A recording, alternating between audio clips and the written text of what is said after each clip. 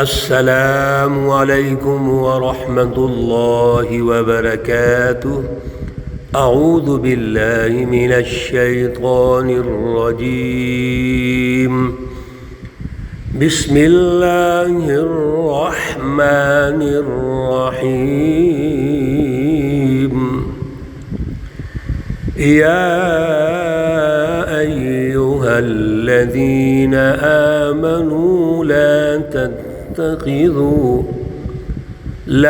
تتخذوا عدوی وعدوکم اولیاء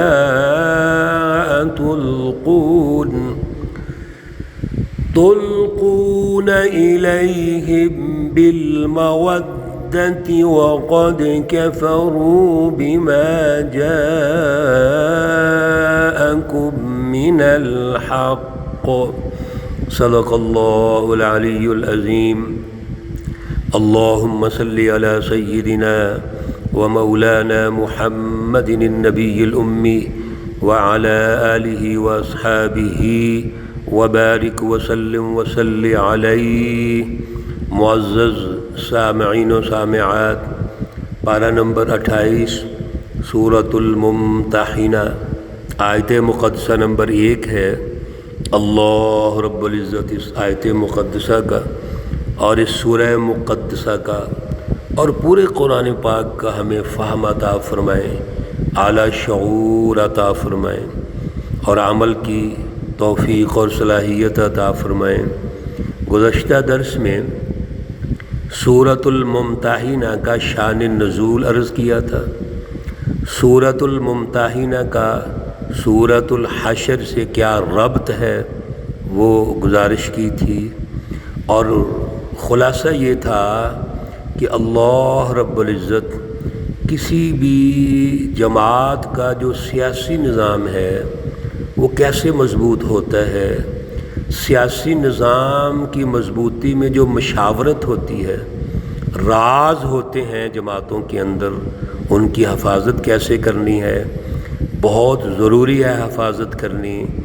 رسول اللہ صلی اللہ علیہ وسلم کے اسوہ حسنہ سے ایک واقعہ پیش آیا جو حضرت حاتم بن ابی بلتہ کا ہے۔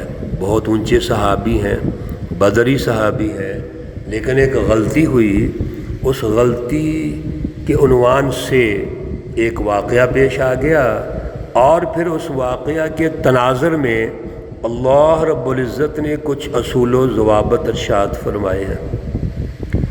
سب سے پہلا اصول، یا ایہا الذین آمنوا، اے ایمان والو، لا تتخذوا عدوی، نہ بناؤ میرے دشمنوں کو، وعدوکم، اور اپنے دشمنوں کو، اولیاء، دوست۔ پہلا اصول یہ ہے کہ اے ایمان والو، سچی جماعت۔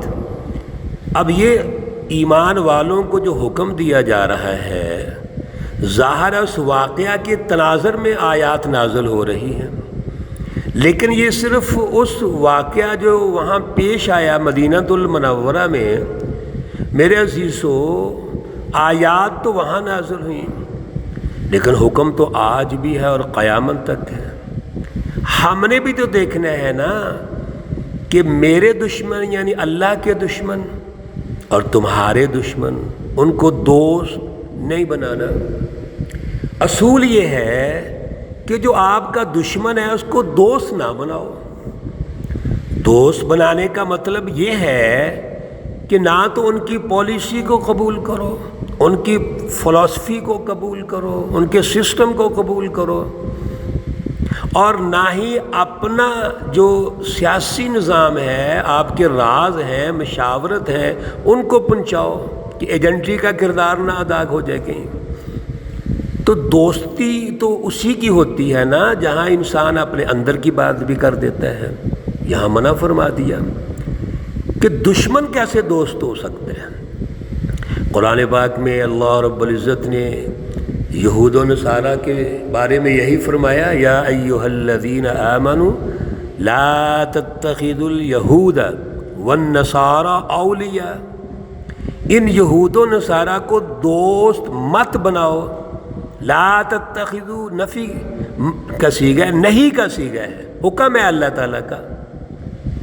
بتائیے ذرا کہاں سے آپ تلاش کریں گے کہ دشمن کون ہے آپ کا یا دوست کون ہے؟ اللہ نے ارشاد تو فرما دیا. پھر پہلے پارے میں سورۃ البقرہ میں اللہ فرماتے ہیں لن ترضى عنك اليهود ولا النصارى حتى تتبع ملتهم. آپ یہود و نصارہ سے دوستی نہیں کریں گے اور یہ آپ سے راضی نہیں ہو سکتے. یہود و نصارہ آپ سے راضی نہیں ہوں گے. ایک شکل ہے آپ ان کے پروگرام کو مان لیں، فکر کو مان لیں، ان کی فلسفی کو مان لیں، ان کے سسٹم کو مان لیں، وہ آپ سے راضی ہیں. آج یہی تو دشمن ہے. تو لا تتخذوا عدوی وعدوکم، میرے دشمنوں کو اور اپنے دشمنوں کو دوست مت بناؤ.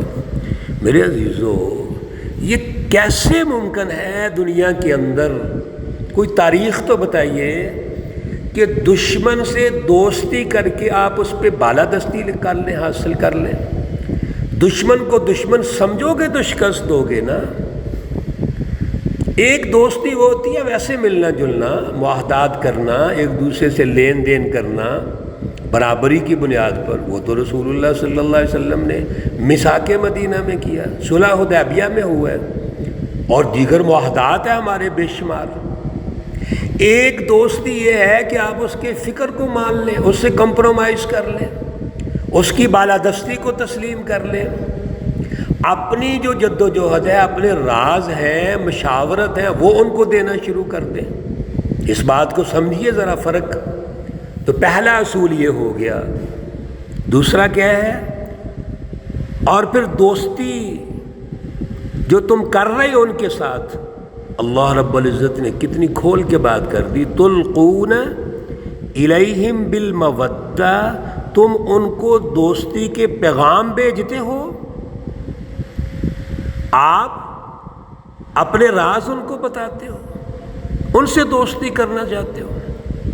حالانکہ ان کا رویہ ذرا دیکھیے. دشمن کا رویہ کیا ہے؟ سنیے.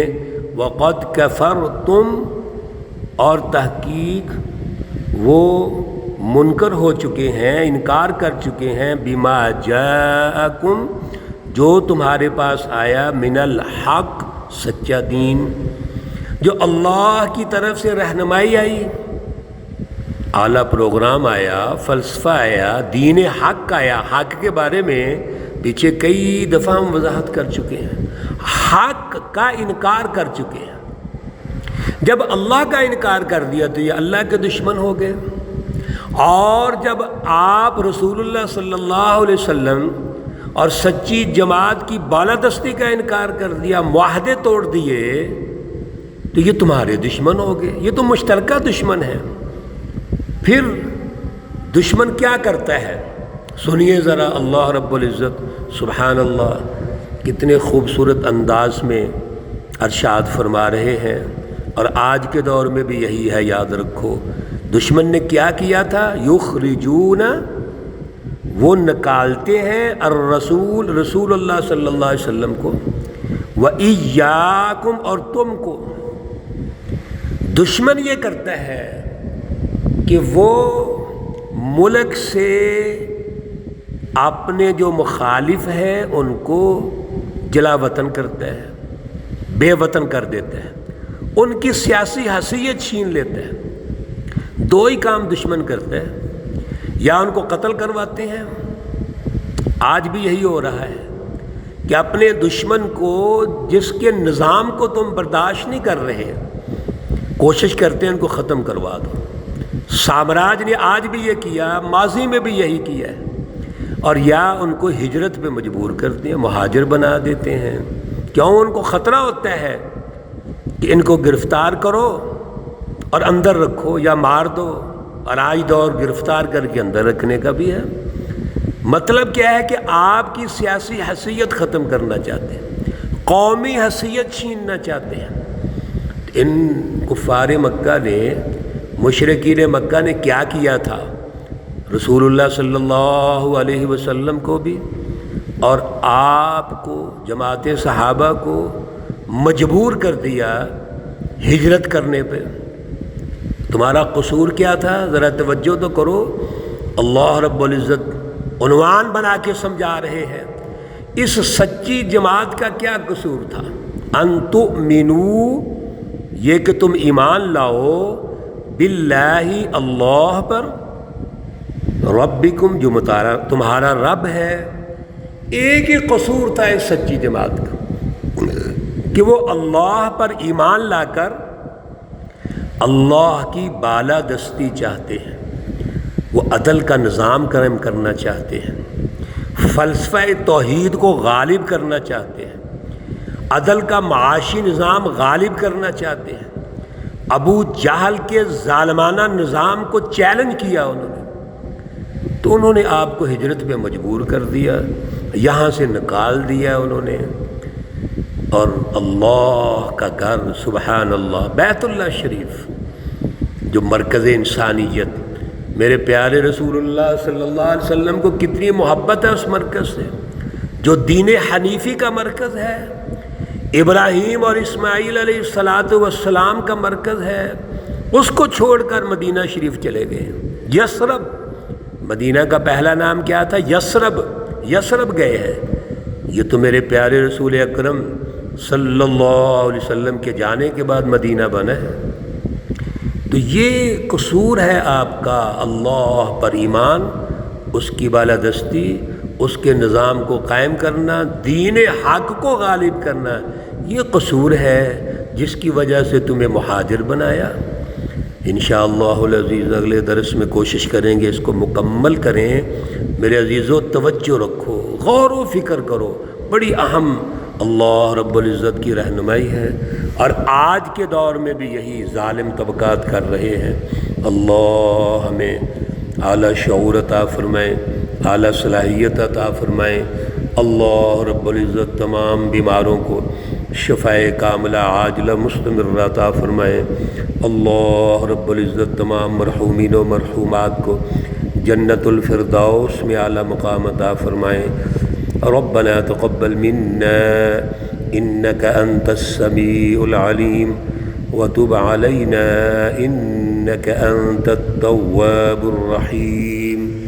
وصلى الله تعالى على النبي الأمي محمد وعلى آله وأصحابه أجمعين برحمتك يا أرحم الراحمين. السلام عليكم ورحمة الله وبركاته.